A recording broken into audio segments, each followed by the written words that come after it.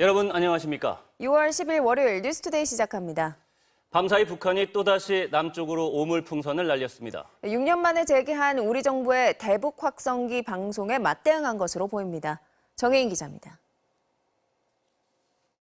서울 용산구의 한 도로, 길가에 흩어진 종이 조각을 군인들이 점검합니다. 북한이 어젯밤 살포한 대남 오물풍선 잔해입니다. 완전히 확보된 상태에서 치울 수가 있기 때문에. 북한이 오물풍선을 또다시 살포했습니다. 합동참모본부는 어젯밤 북한이 대남 오물풍선으로 추정되는 물체를 부양하고 있다고 밝혔습니다. 그러면서 바람의 영향으로 풍선이 경기 북부에서 동쪽으로 이동했다며 적재물 낙하에 주의하라고 당부했습니다. 북한의 이러한 조치는 우리 정부의 대북 확성기 방송에 대한 반발 행위로 풀이됩니다. 대통령실은 어제 안보실장 주재로 긴급 국가안전보장회의 상임위원회의를 열고 대북 확성기 방송 재개를 결정했습니다. 북한이 그제 오물풍선 살포를 재개하면서 강력한 대북 심리전에 나선 겁니다. 이에 따라 우리 군은 어제 오후 2시간가량 북한을 향해 확성기 방송을 실시했습니다. 지난 2018년 문재인 정부에서 판문점 선언, 9.19 군사합의 이후 철거된 지 6년 만입니다. 방송 내용으로는 9.19 군사합의 정지 소식과 BTS 가요 등이 담긴 것으로 전해졌습니다. 우리 정부의 맞대응에 김여정 북한 노동당 부부장은 어제 저녁 담화를 내고 한국이 국경 너머로 전단 살포 행위와 확성기 방송 도발을 병행해 나선다면 새로운 대응을 목격하게 될 것이라고 밝혔습니다. 그러면서 대결 위기를 불러오는 위험한 짓을 당장 중지하고 자숙할 것을 경고한다고 위협했습니다. 북한이 추가 대응에 나서면서 갈등은 더욱 깊어질 것으로 보입니다. MBC 뉴스 정혜인입니다. 22대 국회 원구성이 법정 시한을 넘긴 가운데 주말에도 여야는 입장차를 좁히지 못했습니다. 우원식 국회의장은 MBC와의 인터뷰에서 진전이 없다면 오늘 본회의를 열어 상임위 구성안을 처리하겠다고 밝혔습니다. 손하늘 기자입니다. 국민의힘과 더불어민주당의 원내대표에게 일요일에 만나자고 공식 제안했던 우원식 국회의장. 국민의힘이 답을 하지 않으면서 회동은 또다시 무산됐습니다. 우 의장은 지금 상황에서 더 이상의 진전이 없다면 오늘 본회의를 열어 원구성안을 처리할 수밖에 없다고 밝혔습니다. 오후 3시로 예정된 국민의힘 의원총회 결과를 끝까지 지켜보겠다고 강조하면서도 달라지는 게 없다면 본회의를 열겠다는 겁니다. 국회의장 입장에서 무작정 기다릴 수만은 없고요. 국회법이 우리 사회의 국회를 운영해가는 최소한의 약속이다 이렇게 이야기를 했기 때문에 국회법 절차를 지키기 위해서는 내일 하는 것이 맞는 일이라고 생각합니다. 다만 18개 상임위 전체가 아닌 민주당 몫의 11개 상임위에 대해서만 의장 직권으로 표결에 올릴 걸로 보입니다. 의장실 관계자는 국회 사무처에서 이미 국민의힘 108명 의원들의 선수와 기존 상임위 희망사항들을 정리해 원구성 가안이 잡혀있는 상태라며 국민의힘이 자체 원구성안을 제출하지 않았어도 상임위 배정에는 문제가 없다고 밝혔습니다.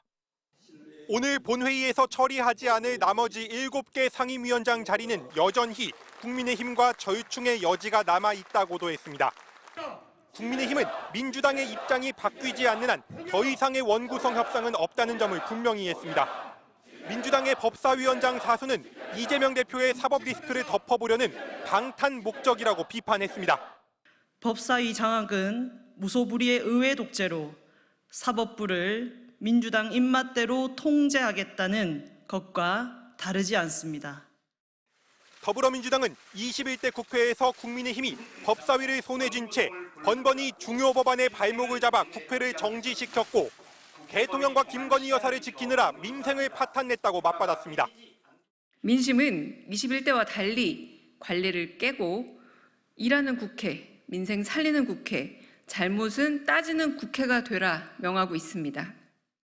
민주당은 오늘 11개 상임위라도 먼저 구성되면 곧바로 법사위부터 열고 최상병 특검법부터 논의에 들어가겠다는 입장입니다. MBC 뉴스 손한일입니다. 다음 소식입니다. 어제 저녁 제주 시내 중심가에 위치한 고층 빌딩에서 불이 나 소방차 수십 대가 출동했습니다. 호텔 직원 14명이 연기를 마셔 병원으로 옮겨졌고 투숙객 200여 명이 대피하는 소동이 벌어졌습니다. 김하은 기자입니다. 지상 38층, 높이 168m로 제주 시내 최고층 건물인 드림타워. 소방차와 경찰차 여러 대가 줄지어 서 있습니다. 호텔 앞에는 수백 명의 투숙객들이 대피해 있고 옷도 갈아입지 못한 채 목욕 가운 차림도 눈에 띕니다. 옷 챙겨서 가는 와중에 갑자기 불났다고 이제 경고 울리고 그리고 이제 대피하라고 했는데 직원분들은 정확하게 이제 대응을 못 해주셔가지고 이제 허둥지둥 하다가 드림타워 건물에서 불이 난 건 어제 저녁 7시 10분쯤. 건물 6층에 있는 여자 사우나에서 불이 났는데 소방차 23대가 출동해 20분 만에 진화했습니다.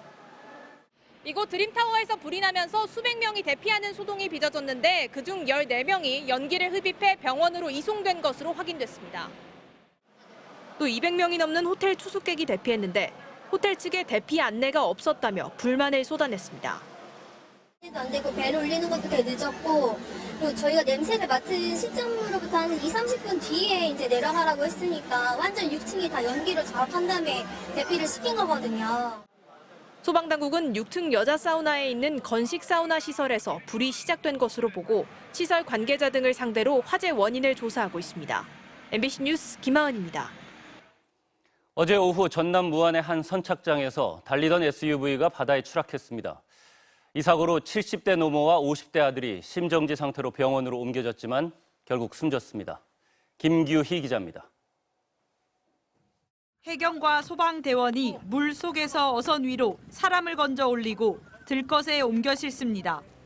어제 오후 5시쯤 무안군 현경면의 한 선착장에서 달리던 SUV가 바다에 추락했습니다.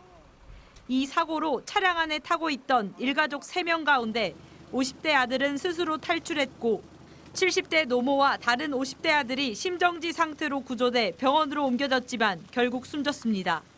SUV는 이곳 겹쳐진 도로를 달리다가 바다에 빠진 것으로 파악됐습니다. 해경 출동 당시 차량은 경사로에서 수십 미터 떨어진 바닷속에서 발견됐습니다. 인근 주민들은 사고 당시 만조였는데 해당 차량이 경사로로 내려간 후 곧 바다에 떠내려가는 것을 목격해 119에 신고했다고 밝혔습니다. 해당 경사로는 폭 10m, 길이 50에서 60m가량의 도로로 평소 낚시객이나 관광객들이 고무보트나 수상 레저기구 등을 옮기는 용도로 사용한 것으로 파악됐습니다. 또 차량이 자주 유턴을 하는 곳이기도 하다고 주민들은 말했습니다. 현재 차량 블랙박스를 확보 중이며 모든 가능성을 열어두고 앞으로 다방면으로 수사할 예정입니다. 해경은 블랙박스와 CCTV 분석, 목격자 진술 등을 토대로 정확한 사고 원인을 조사하고 있습니다. MBC 뉴스 김규희입니다. 대한의사협회가 오는 18일 집단 휴진하겠다고 선언했습니다. 정부는 집단 휴진을 불법으로 규정하고 유감을 표했습니다. 윤수환 기자입니다. 총력 투쟁! 대한의사협회가 결국 총파업 카드를 꺼내들었습니다. 오는 18일 총궐기 대회를 열고 집단 휴진을 시작하겠다고 했습니다. 이제 의료계가 14만 의사들이 정부와 여당의 회초리를 들고 그러면서 휴진이 18일 하루로 끝날지 아니면 더 이어질지는 정부 대응에 달렸다고 밝혔습니다. 지금이라도 의대 증원을 중단한다면 단체 행동은 없을 거라고 했습니다. 19일, 20일에는 어떻게 할 것인가는 정부에게 달려 있습니다. 그래서 그런 사태가 이뤄지지 않기를 바라며 의사들의 집단 행동은 2000년 의약분업 사태와 2014년 원격 진료, 2020년 의대 증원 갈등에 이어 이번이 4번째입니다. 의협이 나흘간 진행한 자체 투표에선 응답자 7만 800명 중 90.6%가 강경투쟁 방침에 찬성했고 단체 행동에 참여하겠다는 응답도 73.5%로 나타났습니다. 그러나 실제 얼마나 많은 동네 병원 의사들이 동참할지는 지켜봐야 한다는 의견도 나옵니다. 2020년 그때 의대 정원 확대 시 그때도 개원의 경우에는 10% 미만의 그 집단 휴진 참여율을 보이고 있습니다. 다만 17일부터 서울대병원의 무기한 휴진이 시작되고 상당수 의대 교수들이 동참을 선언한 만큼 파급력이 작지 않을 거란 우려도 있습니다. 한덕수 국무총리는 의협 발표에 앞서 기자회견을 열고 의사들의 움직임을 불법으로 규정했습니다. 그러면서 비상진료 체계 유지에 최선을 다하겠다고 밝혔습니다. 의사단체가 국민의 생명을 담보로 추가적인 불법 집단 행동을 거론하고 계십니다. 깊은 유감을 표합니다. 환자단체도 입장문을 내고 국민을 적으로 돌리는 불법 총파업 선언이라며 정부의 행정 조치와 사법 처리를 촉구했습니다. MBC 뉴스 윤수환입니다.